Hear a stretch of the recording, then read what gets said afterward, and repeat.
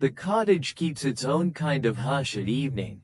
Floorboards forget to creak, cups warm themselves quietly on the shelf. A wall clock clicks like a sleepy cricket, not measuring time so much as smoothing it. Outside, the slow river loosens its silver ribbon and lets it trail along the bank, where grasses bend as if the river has a story to tell and they don't want to miss a word. Mira stands at the door with her lantern. Its flame is the small, steady color of honey, patient and unhurried. She closes the latch, not with a snap, but with the soft press one gives to a sleeping child's blanket. The air is the color of plums, twilight deepening toward night. To the west, a thread of bronze sky turns down the lamps of the day, one by one. Her boat is waiting at the little wooden pier. The boat has a name, painted in a faded hand near the bow: Hush. The letters are chipped, but the name holds, the way a lullaby holds even when the singer forgets some lines. Mira steps in, sets the lantern near the prow, and the boat accepts her weight with a whisper. The rope slips loose, the river breathes in, and the journey begins not with a push or a pull but with the shared understanding between water and wood that it is time to go. The oars do not splash. They sip. They ask permission of the surface, and the surface nods. Mira looks down and sees the river carrying small memories. A feather that forgot its bird. A petal that remembered its flower but let go anyway. A curl of moss that must have rolled here from a stone's shoulder. Nothing hurries. Nothing insists. She passes the mill first, as she always does. The wheel turns with a low murmur, a round and round hymn that hums under the ribs. At night, the mill doesn't grind. It sings. The beams and gears remember what they have already carried and, for an hour, they are light again. Mira lifts a hand, and the mill, if it had a hand, would lift it back. The river shoulders the boat onward. A heron stands where the shadows thread the bank. It looks as if someone tied a thin line of moonlight into the shape of a bird. It does not startle. It only watches, approving of the slowness the way old trees approve of rain. "Good evening," Mira says, and the heron inclines a beak, which is as close to a bow as a heron ever comes. The night unfolds a little more. Stars aren't burning yet, they are soaking, like tea leaves. The lantern's honey light reaches as far as it needs to and not a step farther. Sometimes Mira thinks the flame can hear her thoughts. "We won't go far," she tells it. The flame answers in that particular language of flames, a smaller, deeper steadying. Hush's wooden ribs answer too with a settling sigh. The river is a quilt. The boat slips between its stitches. A pair of otters roll like pockets of laughter, and then the laughter forgets its sound and becomes merely the shape of two bodies sliding towards sleep. On the left bank, cattails are choir members with brown velvet hymnals tucked under their arms. They do not sing. They hum one note, and that note is the color of warm milk. Mira loosens her shoulders. She had meant to bring a book, but the river is better reading. It offers margins wide enough for silence and a font so gentle your eyes close while spelling out a single line. There's no plot here that needs solving, only a long sentence you can rest inside. Once there was a night and it was kind. The first bend is the gentlest of promises. It turns as a mother turns when she hears a child shifting in sleep. Beyond it, the banks lower and the sky grows taller. A moth flutters near the lantern, then chooses darkness, then returns, undecided but content to be undecided.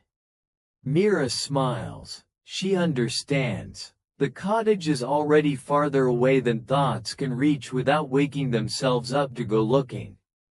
There will be time for return.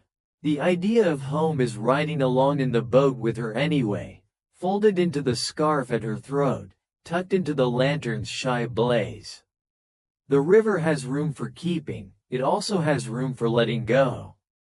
It doesn't pick one. It carries both, carefully, as if they were made of eggshell and sleep.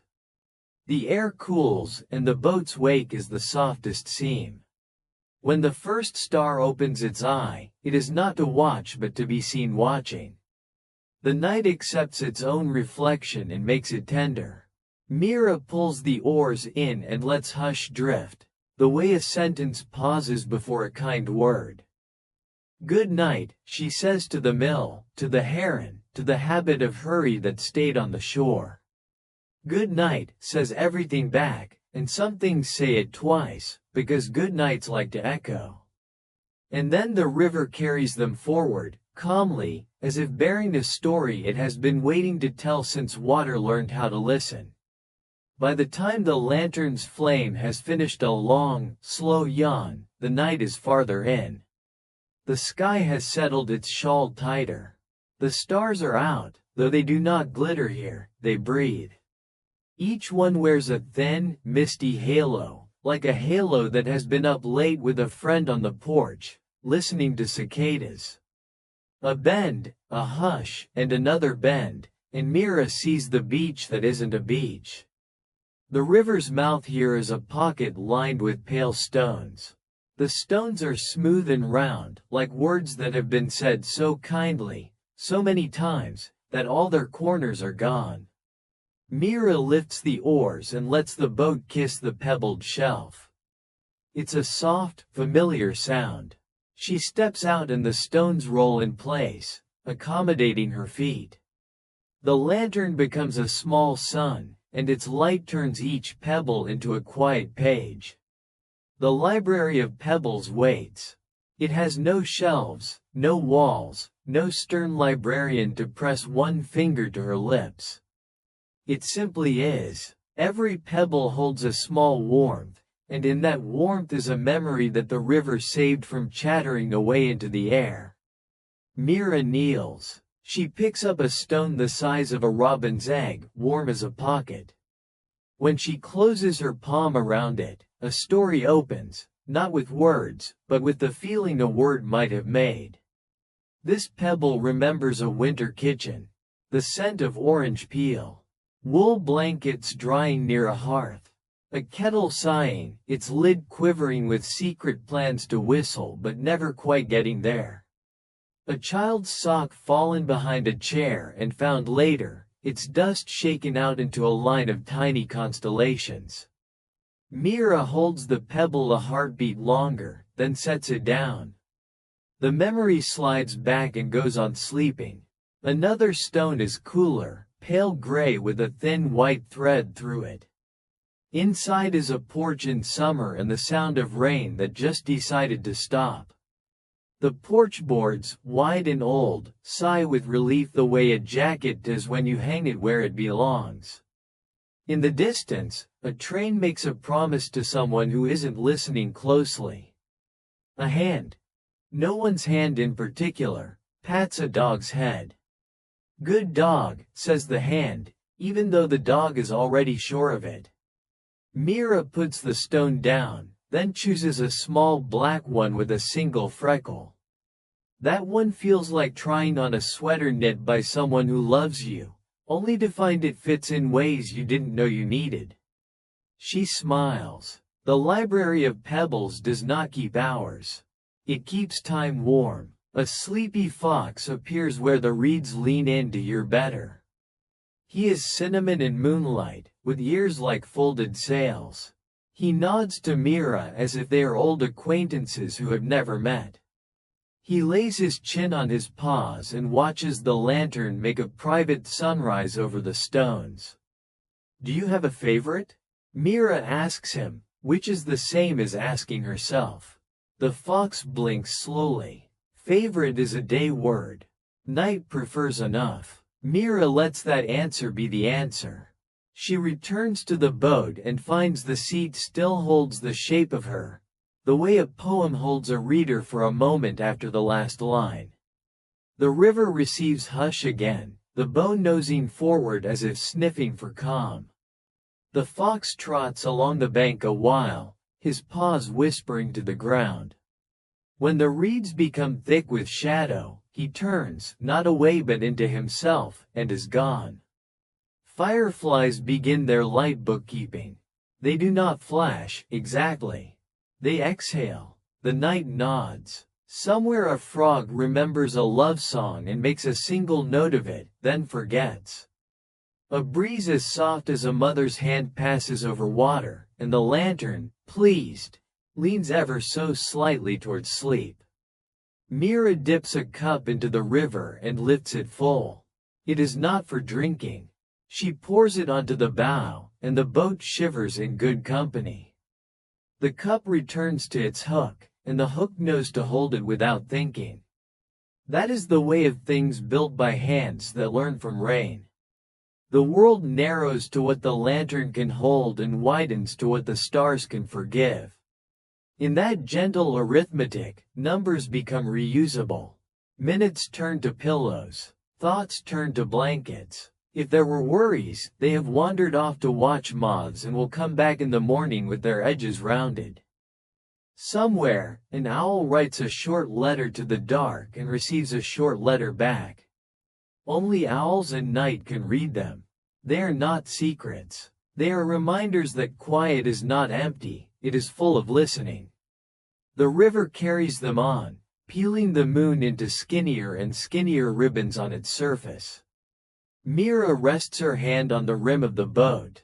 The rim rests back. Everything is mutual here. Even sleep feels like a shared chore that the world will take turns doing until morning. Beyond the library of pebbles waits another small kindness. A shallow curve in the bank. A rustle that isn't wind. Mira lets the boat follow both. When she closes her eyes, it isn't to miss anything, but to see it more slowly, the way a lullaby is best heard through lids that are learning how to be heavy. The next place reveals itself the way a yawn does, inevitable and contagious, but gentle. The banks fall back and the river passes through a meadow of low, silver grass, dew rising like soft answers to questions no one asked aloud. Ahead, trees lift their thin arms. They are not tall and they are not proud. They are modest trees with dark, smooth trunks and leaves that look like someone carefully cut the night into ovals and hung them there. This is the orchard of constellations. By day, the trees bear small, frost-pale fruit hardly anyone would notice. At night, their boughs fill with stars. Not copies of stars, not fruit pretending to be stars, but moments from the sky that have decided to rest close to the ground for a while. They hang with a polite glow, not to dazzle, only to remind the grass what the word tender means. Mira moors the boat to a patient root and steps onto the bank. The earth is cool, and it yields the way a good pillow does when you let your head trust it. She walks among the trees. Each star fruit swells with a familiar pattern, a cluster of dots that anyone might recognize dimly from a childhood ceiling or a book's far back pages. If she reached up, her fingers could close around one and feel it steady and pure. But one does not pluck stars. One visits them. The orchard has its own caretaker. She arrives so quietly that her arrival is the same as already having been there. She wears an apron the color of fresh cream and carries a basket with two handles, as if balance should be held with both hands. Her hair is the kind that the breeze knows by name. "Good evening," she says, and the words are the temperature of blankets fresh from sunlight. "Good evening," Mira replies. "How do they grow?" The caretaker considers. Patiently, she says. "They grow by listening to the sky, and the sky, you'll find, loves to be listened to." Mira nods. She looks at a branch where a tiny cluster of 7 lights are nestled like siblings who chose the same dream. "Do you name them?" she asks. "Oh, the names come and go," the caretaker says, adjusting a sleeve. "Some nights they're boats. Some nights they're windows. Some nights, when someone somewhere needs it, they are long roads that go on just long enough to turn a worry into a yawn. Mira smiles. The lantern's light mingles with the orchard's glow, and for a heartbeat there is a color that has no name and never needed one. "Would you like to sit?" the caretaker asks, and without waiting for an answer, she spreads a cloth under one of the kinder trees. It's patterned with small, hand-drawn moons that look as if a child added them while waiting for stew to thicken. They sit. The ground does its part and becomes softer because they asked it the question of sitting and it likes to answer. A breeze folds and unfolds itself in shy rehearsals. Somewhere, crickets practice a tiny apology and then forgive themselves for the mistake.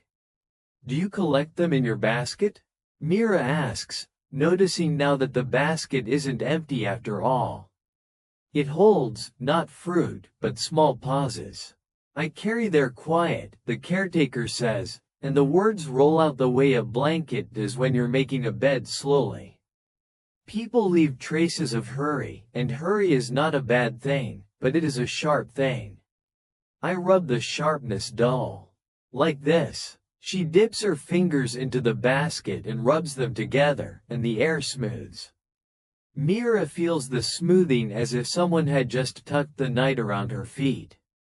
She exhales and hears how far down the breath can go when it isn't trying. The caretaker doesn't look at her, which is kindness, and doesn't speak, which is also kindness. They sit and listen to the orchard hold its own heartbeat steady. After a while that isn't measured, the caretaker stands. "There is a place you should see before dawn comes near," she says, and her voice has the certainty of old maps. "Follow the path that looks like it remembers your name. It will take you to the lighthouse of yawns." Mira stands too, brush patting the cloth into folds, as if thanking it for being a place. "Will I find it easily?" "You will find it slowly," the caretaker corrects, and smiles. Mira returns to hush. The rope agrees to be untied. The orchard sees her off with a feeling like the last page of the book closing itself.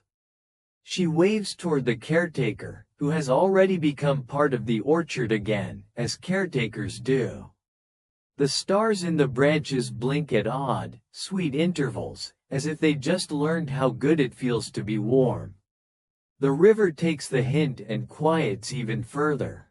It is not glass, because glass can break, and this quiet cannot.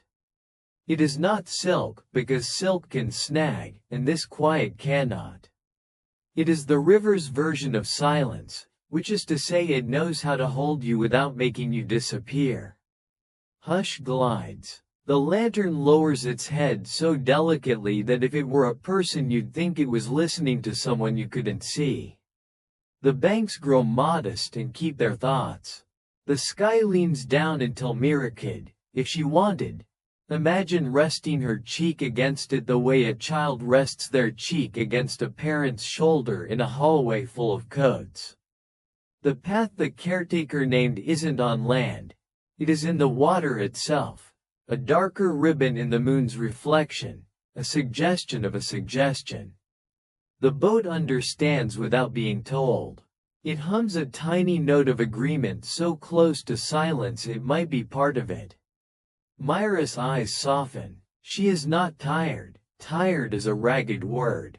She is easing, the kind of easing that pillows recognize and sheets fold themselves around.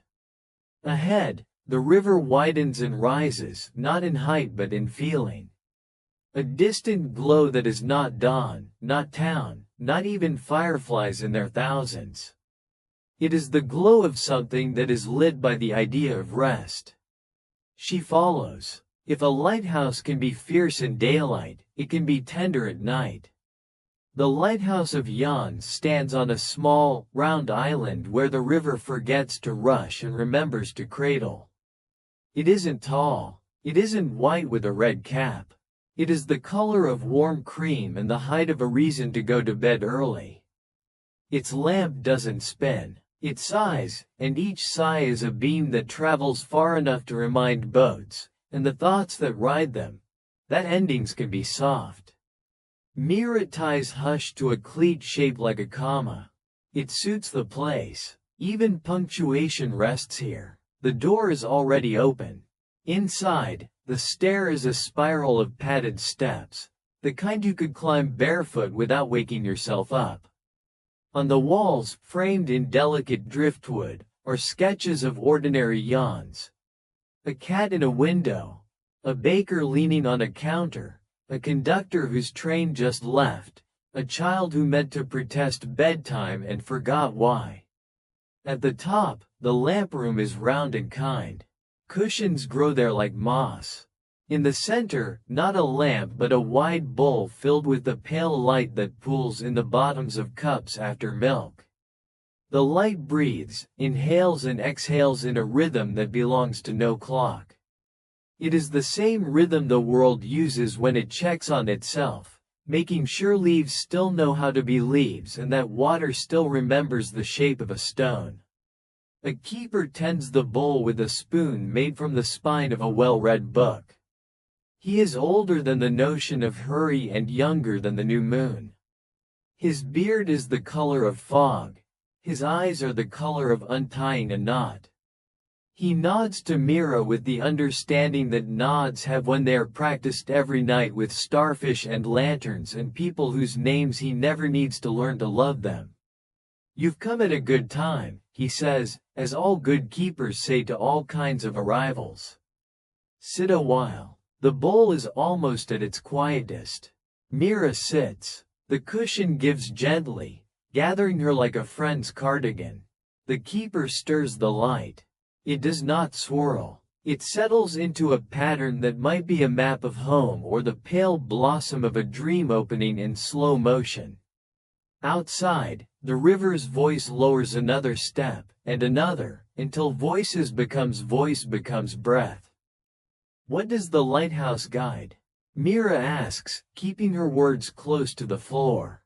"Not ships," the keeper says, smiling into his spoon. "Yawns. One yawn finds another. They travel in friendly chains. They reach doorways and roofs, hawks and hedgehogs, windows and wrists rubbing at eyes. When a yawn arrives, it doesn't ask permission. It invites a body to be kind to itself." The bowl brightens, then sighs as if 1,000 pillows were set down at once. Somewhere far off, perhaps back by the mill, perhaps near the heron, perhaps in a room where a clock tries its best to be quiet, someone yawns. Then someone else. Then someone else. The keeper watches them pass along the night's small streets. "Would you like to carry some?" he asks without turning.